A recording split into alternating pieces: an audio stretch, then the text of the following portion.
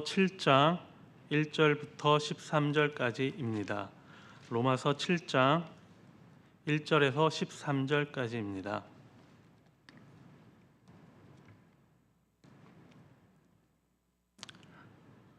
다 찾으신 줄 알고 한 절씩 읽도록 하겠습니다.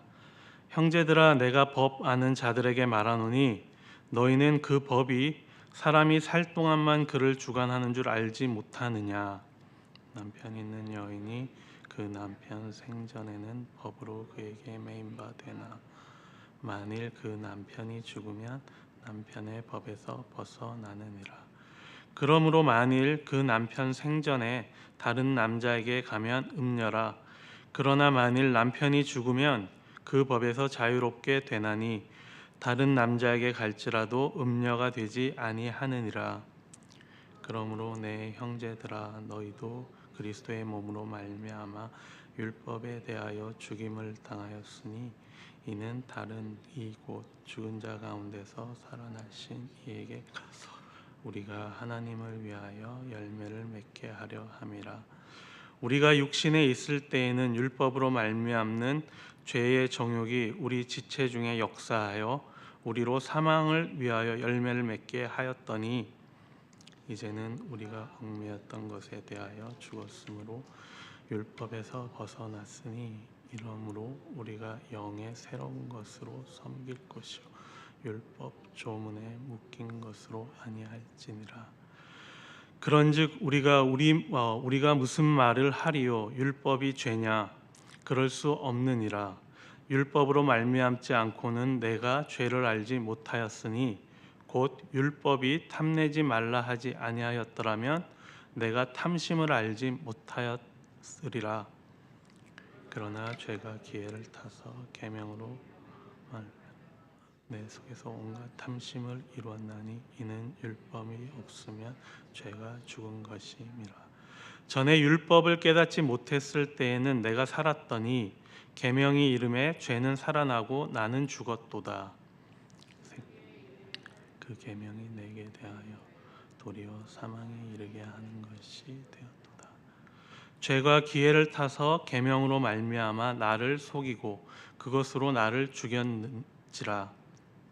이로 보건대 율법은 거룩하고 계명도 거룩하고 의로우며 선하다. 다 함께 읽겠습니다. 그런즉 선한 것이 내게 사망이 되었느냐? 그럴 수 없느니라.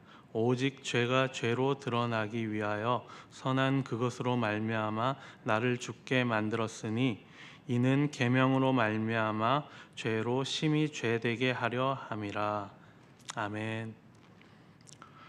사도 바울은 구원에 이르는 장애물인 죄의 지배로부터의 자유에 대해서 6장에서 이것에 대해서 이야기를 했습니다. 그리고 오늘은 구원에 이르는 또 다른 장애물인 율법의 지배로부터 자유를 이야기하고 있습니다. 그래서 로마서 7장의 주제는 율법에 대한 이야기입니다. 1절에서 6절은 율법에서부터의 해방을 이야기하고 있습니다. 특히 율법으로는 거룩하게 될 수 없고 오직 예수님과 연합함으로만 거룩하게 될 수 있음을 강조하고 있습니다. 바울은 성도들이 율법에서 해방된 사람임을 결혼 비유를 통해서 설명을 하고 있습니다.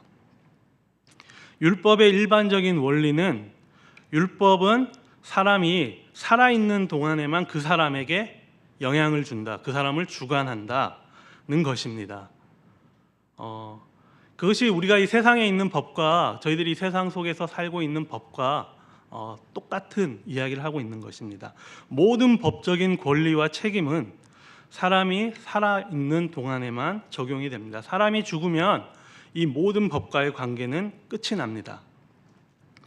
바울은 이렇게 결혼 비유를 통해 율법의 일반적인 원리를 설명하고 그리고 또 이 결혼 관계를 더 나아가서 신자와 율법 그리고 신자와 예수님과의 관계에 적용을 시킵니다. 인류는 태어나면서부터 어떻게 보면은 율법과 함께 결혼한 상태에 있습니다. 그런데 이 율법을 통해서는 결코 거룩함이라는 열매는 맺을 수가 없습니다.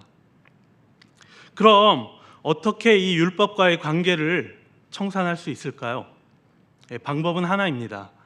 율법과 인류 중에 하나가 죽어야 하는 것입니다. 결혼의 비유에서는 남편의 죽음을 이야기를 했는데 우리가 알다시피 이 율법은 절대 죽는 것이 아닙니다. 죽을 수가 없습니다. 그래서 율법과 결혼한 아내인 우리가 죽어야 하는 것입니다. 그래야 율법과의 관계가 완전히 청산이 되는 것입니다. 그런 다음에 아내들인 우리 신자들은 예수님과 다시 혼인 관계를 맺게 되는 것입니다. 신자와 예수님이 결혼한 목적은 곧 하나님이 원하시는 열매인 거룩함을 맺기 위한 것입니다. 즉 신자들은 이 율법을 통해 거룩해지는 것이 아니라 오직 예수님을 통해서만 거룩해질 수 있다는 것을 바울은 지적하고 있습니다. 신자들이 이 율법에 대하여 죽었다는 것은 어떤 것을 이야기하는 걸까요? 이것은 바로 더 이상 율법의 통치와 율법의 지배 아래에 있지 않다는 뜻을 이야기하는 것입니다. 로마서 6장에서 바울은 죄에서부터의 해방을 다루고 있고 또 로마서 7장, 특별히 7장 4절에서는 이 율법으로부터의 해방을 다루고 있는데 이 둘이 아까 처음에 말씀드렸듯이 구원의 장애물로 이야기하고 있는 것입니다. 신자들이 죄에서 해방된다는 것은 그리스도와 연합을 통해서입니다. 마찬가지로 신자들이 율법에서 해방될 것 역시 그리스도와의 연합을 통해서입니다. 이렇게 신자들이 율법에서 벗어날 수 있는 근거는 바로 성육신하신 예수님이 신자들을 대표하여 몸으로 죽으시고 또 신자들을 대표하여 몸으로 부활하신 이 객관적이고 역사적인 사실에 있습니다. 우리가 그리스도와 그리고 그리스도의 죽음과 부활에서 연합함으로 율법에 대해서 죽었을 뿐만 아니라 그리스도와 결혼하게 되었습니다. 바울은 로마서 7장에서 이 결혼 비유를 통해 신자들은 원래 율법과 결혼한 자였으나 이제 예수 그리스도와 결혼한 자들이라고 말하고 있습니다. 그러므로 예수님을 주님이라고 부르는 것은 곧 예수님을 하나님이라고 부르는 것입니다. 예수님을 주님이라고 부르는 사람은 자신의 삶의 모든 영역에서 예수님의 주 되심을 드러내야 하는 것입니다. 이렇게 예수님과 결혼을 통해 연합되었다는 것은 지금 다 말할 수는 없겠지만은 정말 많은 특권을 얻게 되는 것입니다. 이렇게 예수님과 결혼을 통한 예수님과의 결혼을 통한 연합의 목적은 바로 거룩함의 열매를 맺기 위한 것입니다. 그렇다면은 이 율법에서 해방되지 못한 자들 그리고 율법에서 해방된 우리 그리스도인들의 상태는 어떨까요? 라고 질문을 할 수가 있는데요. 이것을 바울은 5절과 6절을 통해서 이야기하고 있습니다. 5절과 6절은 율법의 지배를 받고 있는 자의 모습과 율법의 지배에서 벗어난 자의 모습을 대조적으로 보여주고 있습니다. 첫 번째로 율법 아래에 있는 상태는 바울은 육신에 있을 때라고 이야기합니다. 이 육신은 기본적으로 많은 의미를 가지고 있지만은 특별히 기본적으로 성령 안에 있는 사람과 반대되는 말로 사용되고 있습니다. 우리가 거듭나지 못한 상태 그리고 구원받지 못한 비그리스도인의 상태라는 말입니다.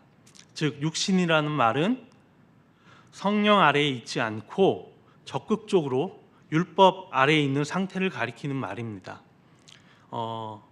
그때나 오늘이나 우리가 이런 사람들을 대표적으로 생각할 수 있는 게 율법주의자들을 이야기할 수가 있습니다. 그리고 두 번째로 육신에 있는 사람들의 특징은 죄의 정욕이 지체 중에서 역사하여 우리로 사망을 위하여 열매를 맺는다고 바울은 이야기하고 있습니다. 사람의 자연적인 욕구들 그 자체는 죄가 아닙니다. 그러나 이런 자연적인 욕구가 지나칠 때, 즉 죄가 정욕으로 이렇게 더 커질 때 이것은 죄가 되는 것입니다. 죄의 정욕은 우리로 하여금 죄를 짓도록 끊임없이 충동질을 합니다. 그런데 이런 죄의 정욕은 율법과 아주 밀접한 관계가 있다고 이야기하고 있습니다. 이것은 죄의 정욕이 율법으로 말미암아 격동되어 더 이렇게 커진다는 것을 이야기하는 것입니다. 예를 들어서 우리가 이런 경우는 많이 있을 것입니다.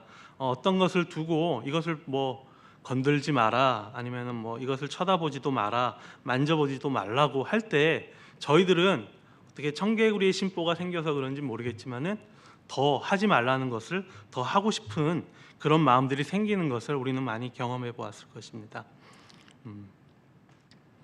그렇기 때문에 이렇게 보지 말라, 만지지 말라, 먹지 말라 이렇게 말하는 율법 자체가 잘못되거나 문제가 있는 것이 아닙니다. 그러나 이 율법이 우리 안에 있는 죄의 정욕, 그러니까 죄로 인해 가지고 죄의 정욕을 계속해서 불러일으키는 것입니다. 율법으로 말미암은 이 죄의 정욕이 우리 지체 안에 역사한다는 말은 우리에게 참으로 죄의 무서운 본질을 다시 한번 깨닫게 해주는 말씀입니다. 그 죄의 충동은 너무 강해서 율법마저 그 죄에서부터 구할 수 없고, 그 율법은 오히려 그 죄의 충동에 의해서, 정욕에 의해 가지고 또 이렇게 율법이 죄의 도구로 사용된다는 것을 이야기하는 것입니다. 그런 반면에 6절에서는 바울은 율법에서 해방된 자, 그러니까 신자의 상태를 이렇게 말합니다. 이제는 우리가 얽매였던 것에 대하여 죽었으므로 율법에서 벗어났으니 이러므로 우리가 영의 새로운 것으로 섬길 것이요 율법 조문에 묵은 것으로는 아니할지니라 라고 이야기하고 있습니다. 여기서 말하는 율법에서 해방된 그리스도인들의 상태는 율법에 대하여 죽었으므로 율법에서 벗어난 사람을 이야기하는 것입니다. 이 말은 율법의 형벌에서 벗어났다라는 것을 이야기합니다. 신자는 은혜로 구원받은 자들이기 때문에 이 죄의 형벌을 더 이상 받지 않아도 될 뿐 아니라 신자에게는 거룩하게 될 수 있는 길이 열렸다는 것을 이야기합니다. 그리고 두 번째로는 이 신자는 이제 율법 조문에 묵은 것이 아니라 성령의 새로운 것으로 섬기는 사람이 되는 것입니다. 이 말은 우리의 통치자가 완전히 바뀐다는 것을 이야기하는 것입니다. 불신자들이 율법의 조문에 묵은 것으로 섬기는 자들이라면은, 그러니까 죄의 통치를 받는 자들이라면은, 신자들은 성령의 새로운 것으로 섬기는, 성령의 통치를 받는 사람들이라는 것을 이야기하고 있습니다. 이렇게 7장 1절에서 6절 말씀을 듣다 보면은, 그리고 우리뿐만 아니라 이 시대에 그런 율법을 따르던 그 유대인들이 계속 듣고 있다면은 아마 이런 질문을 할 것 같습니다. 왜 당신은 왜 율법을 아주 나쁜 것이라고만 말하고 있습니까? 당신은 마치 율법이 죄를 짓게 만드는 원인이고 그리고 사망에 이르는 원인이라고 말하고 있는 것 같습니다 라고 질문할 것 같습니다. 그래서 유대인들에게는 이 바울이 율법 폐지를 주장하는 사람처럼 보였을 것입니다. 하지만 바울은 이 유대인들이 이런 질문할 것을 예상이라도 한 것처럼 이에 대해서 다시 이야기해 줍니다. 7절 말씀을 보면은 이 율법이 죄인가라고 질문을 하고 있습니다. 그러니까 이 말은 율법이 죄의 원인인지에 대한 질문을 하는 것입니다. 그리고 두 번째 질문은 13절 말씀에 보면은 이 율법이 내게 사망이 되었는가라고 질문을 하고 있습니다. 그러니까 이 말은 율법이 사망의 원인인지에 대한 질문인 것입니다. 바울은 이 두 질문에 대해서 아주 간단하게 대답합니다. 7절 13절 말씀에 보면은 그렇지 않다, 그럴 수 없다라고 이야기하고 있습니다. 바울은 이 7절과 13절, 7절에서 13절을 통해서 이 율법은 죄와 사망에 대한 책임이 없으며 오히려 율법은 거룩하고 의롭고 선하다는 것을 변호합니다. 당연히 그런 것이 이 율법이 하나님께서 만든 것이기 때문입니다. 첫 번째 질문인 이 율법이 죄인가에 대한 답변을 살펴보도록 하겠습니다. 이 답변은 이 율법이 죄인가라는 질문은 이 율법이 죄를 짓는 것에 대한 1차적인 책임이 있는가, 이 율법이 죄의 근본적인 원인인가 라고 물어보는 질문입니다. 바울은 먼저 이 율법의 역할에 대해서 설명을 하고 있습니다. 첫 번째 그 율법의 역할은 죄가 무엇인지 가르쳐 준다라고 이야기하고 있습니다. 7장 7절을 보면 이렇게 말하고 있습니다. 율법이 죄냐? 그럴 수 없느니라. 율법으로 말미암지 않고는 내가 죄를 알지 못하였으니 라고 말하고 있습니다. 바울은 그러니까 율법을 통하지 않고서는 죄를 알지 못했다고 말하면서 이 율법의 역할이 죄를 드러내는 것이라고 말하고 있습니다. 사도 바울은 자신이 죄인이라는 사실을 이 율법을 통해서 알게 되었다고 말을 하고 있습니다. 그러면서 탐욕에 대한 이야기를 하고 있습니다. 7절 말씀에 보면은 곧 율법이 탐내지 말라 하지 아니하였더라면은 내가 탐심을 내지 못하였으리라라고 이야기하고 있습니다. 지금 사도 바울이 예를 들고 있는 율법의 내용은 저희들이 잘 알듯이 십계명의 마지막 10번째 계명입니다. 이 10번째 이 계명을 통해서 아마 십계명의 1계명부터 그 9계명까지는 우리가 밖으로 드러내는 그 행동으로 드러나는 죄에 대한 이야기라면은 마지막 이 10계명 10번째 계명은 마음속으로 짓는 죄에 대한 이야기를 하는 것입니다. 즉 죄의 뿌리가 마음의 욕심에서부터 시작된다라는 것을 이야기하는 것입니다. 그리고 즉 이게 율법이 보여주는 것은 이렇게 율법이 우리에게 보여주는 것은 사람이 행동으로만 죄를 짓는 것이 아니고 마음으로도 죄를 지을 수 있다라는 것을 이야기합니다. 야고보서나 그런 다른 성경책에서도 보면은 이런 부분들을 언급하는 것을 우리가 많이 볼 수가 있습니다. 사람들이 이렇게 죄를 단순히 그 행동 차원에서만 생각을 하는 경우가 많습니다. 우리가 마음속으로 내가 무슨 생각을 하든지 간에 그게 무슨 상관입니까? 법적으로 걸릴 문제도 없고, 그리고 세상 법정에서는 내가 마음속으로 다른 사람의 물건을 탐내거나 직접 이렇게 빼앗지 않았다면은 죄의 벌을 받지 않습니다. 그러나 이렇게 성경이 말하는 하나님의 죄에 대한 기준은 이 세상이 말하는 이 죄의 기준보다 더 심오함을 저희들이 알 수가 있습니다. 행동의 차원뿐만 아니라 마음의 차원에서도 마음의 차원으로 행한 죄도 죄로 간주한다는 것을 이야기합니다. 이렇게 10계명의 마지막 10번째 계명인 탐내지 말라라는 이 계명이 바로 이 사실을 잘 보여주고 있는 것입니다. 사도 바울이 자신이 죄인임을 깊이 깨닫게 된 것도 바로 마음으로 짓는 자신의 죄의 문제를 깊이 깨닫게 되면서부터입니다. 예수님도 이 산상설교를 통해서 10계명을 내적 차원에서 적용하면서 설명을 하셨던 것을 저희들이 잘 알고 있습니다. 이처럼 율법은 사람들에게 죄가 무엇인지 율법은 사람들에게 죄가 무엇인지 바르게 가르쳐 줍니다. 그리고 두 번째로 율법은 죄의 발판으로 이용된다고 합니다. 8절 말씀을 보면 이렇게 말하고 있습니다. 그러나 죄가 기회를 타서 계명으로 말미암아 내 속에서 온갖 탐심을 이루었나니. 그리고 또한 이게 11절은 8절을 다시 한번 반복해서 말을 하고 있습니다. 죄가 기회를 타서 계명으로 말미암아 나를 속이고 그것으로 나를 죽였는지라라고 말씀하고 있습니다. 이 말씀은 죄가 율법을 악용해서 우리로 하여금 죄를 짓도록 한다는 것을 말합니다. 뭐 우리 세상 가운데서도 그런 얘기들 있지 않습니까? 뭐 판도라의 상자 이야기 이런 것들을 생각해 보면은 저희들이 이 말을 좀 잘 이해할 수 있을 것 같은데요.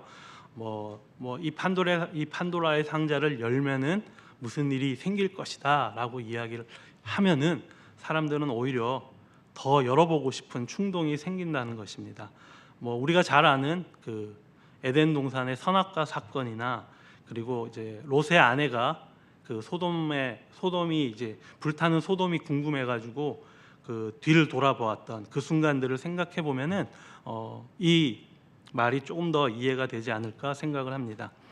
이렇게 율법은 우리에게 하지 말라, 먹지 말라, 뭐 만지지 말라라고 하면은 사람들은 반발심으로 더 많이 그것을 하려고 그런 충동이 일어나는 것을 우리는 잘 경험하기도 하고 주변에서 그런 것들을 보아왔을 것입니다. 이런 방식으로 죄가 율법을 이용해서 더 많은 죄를 짓게 하는 것입니다. 이것이 죄가 율법을 기회로 삼아 우리 안에서 시탐탐, 온갖 탐심을 이룬다고 하는 것을 말하는 것입니다. 이런 율법과 죄의 관계는 율법이 오기 전과 율법이 오고 난 후에 그런 상황의 대조를 통해서 더욱더 생생하게 설명하고 있습니다. 두 번째 질문인 율법이 내게 사망이 되었는가에 대한 이 질문에 대한 답을 사도 바울은 13절을 통해서 이야기하고 있습니다. 율법이 내게 사망이 되었는가라는 질문은 율법이 사망의 1차적인 근본적인 원인인가 라고 하는 질문입니다. 바울이 율법이 절대로 사망의 원인이나 책임이 아님을 13절 상반절을 통해서 말씀하고 있습니다. 그런즉 선한 것이 내게 사망이 되었느냐? 그럴 수가 없느니라. 그러면은 이렇게 율법과 사망은 어떤 관계에 있을까요? 율법은 죄가 죄로 드러나며 죄로 심히 죄되게 하는 역할을 할 뿐이고, 이 사망에 대해서는 직접적인 원인이 아니라는 것을 이야기하고 있습니다. 사망의 원인은 저희들이 잘 알듯이 율법이 아니라 죄입니다. 죄의 죄됨은 죄가 율법을 악용함으로써 일어나는 일이고, 그리고 죄는 이 율법을 발판으로 더 많은 죄를 짓도록, 그리고 죄 지은 사람들이 그 죄로 인해 가지고 사람들이 사망에 이르게 되는 것입니다. 이렇게 율법은 죄의 원인도 아니며 사망의 원인도 아닙니다. 바울은 이 율법이 선함을 옹호하고 있습니다. 율법은 거룩하고 계명도 거룩하고 의로우며 선하다라고 12절 말씀을 통해서 이야기하고 있습니다. 이렇게 율법은 율법은 이렇게 거룩합니다. 율법이 거룩한 이유는 당연히 하나님이 거룩하기 때문입니다. 그리고 두 번째로 율법은 의롭습니다. 율법이 의로운 이유는 하나님이 의롭기 때문입니다. 그리고 율법은 선합니다. 율법이 선한 이유는 하나님 자신이 선하기 때문입니다. 율법은 선하신 하나님이 자신의 선함을 우리에게 알려주는 것입니다. 율법은 우리에게 무엇이 좋고 나쁜 것인지 가르쳐 주는 것입니다. 시편 기자는 이런 율법을 내 발의 등불이요 내 길의 빛이라고 이야기를 하였습니다. 내가 무엇을 중요하게 여기고 무엇을 가볍게 여겨야 할지, 그리고 무엇을 목숨을 다해 먼저 해야 하고 나중에 해야 하는 것인지, 어떻게 하면 우리가 영생을 얻는 길인지 가르쳐 주는 것입니다. 이렇게 율법은 아주 좋은 것입니다. 율법의 요약이 십계명에 잘 정리되어 있습니다. 하나님만 예배하고 우상 숭배하지 않고, 그리고 하나님의 이름을 거룩하게 드러내고 안식일을 지키고 부모님을 공경하고 살인하지 않고 간음하지 않고 거짓말하지 않고 탐내지 말라고 이야기하고 있습니다. 하지만 실제로 이 율법에 순종하는 데 성공한 사람은 한 명도 없습니다. 그러므로 이 율법은 결코 구원의 길이 될 수 없다는 것을 우리는 이 본문을 통해서 확인했습니다. 그래서 하나님이 주신 이 율법을 폐하는 것이 아닌 완성하기 위해서 예수 그리스도가 오신 것입니다. 그것이 바로 몸과 마음을 다해 하나님을 사랑하고 이웃을 내 자신과 같이 사랑해야 하는 것입니다.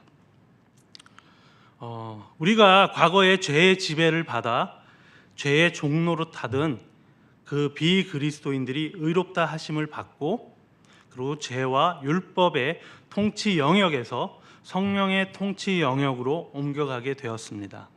즉 의롭다 하심을 받고 의롭다 하심을 받은 우리는 과거와는 달리 이제는 죄와 비교될 수 없는 더 강력한 주인인 성령의 지배를 받고 그의 인도하심을 받고 있습니다.